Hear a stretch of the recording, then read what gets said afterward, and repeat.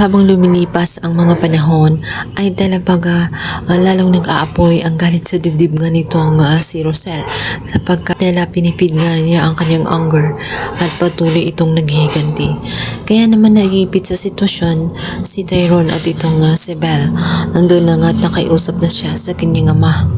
At ayon sa kanya ay huwag mag-alala ang kanyang sapagkat tutulungan niya ito kung paano siya mapapatawad ng kanyang ina. Sabalit mapapansin nga ni Belle na maging siya ay kinagalitan na rin ng kanyang ina. Ayaw nito na lumapit pa nga si Belle kahit dalawin ang kanyang ama ay pinagbabawalan siya ng kanyang ina.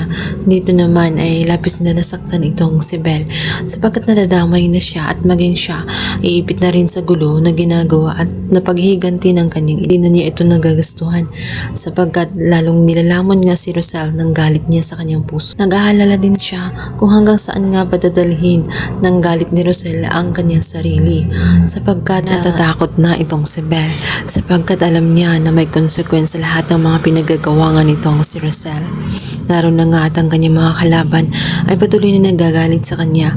Maaring gagawa ito na hindi nila malalaman na maaring kikilos ito ng palihim at maaring ang kaniyang mga anak ay madadamay din sa ginagawa niyang paghihiganti dahil anumang oras ay babalikan sila ng kanilang mga kaaway.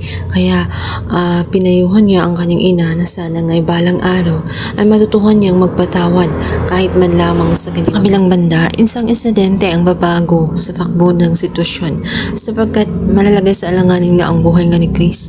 Mabuti na lamang at nakaligtas ito. Subalit dahil sa pagkakataong yun, hiningi ng magkakambal na sana ay iurong na nga ang naturang demanda. Huwag nang antayin na may mangyari pang hindi maganda at tuloy hindi makaligtas at mawalan sila ng sa kanila ay mahal na mahal nila ang kanilang ama.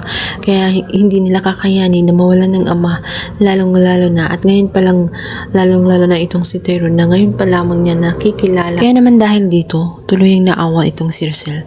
Tuluyan na nga niyang inurong ang demanda alang-alang sa kanyang mga anak at dahil na rin sa pagmamakaawa ng mga ito para na rin sa katahimikan niya.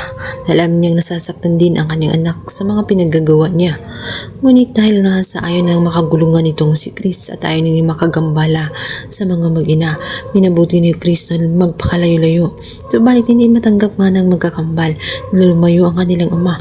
Kaya naman walang kamalay-malay itong si Rosel na tumakas ang mga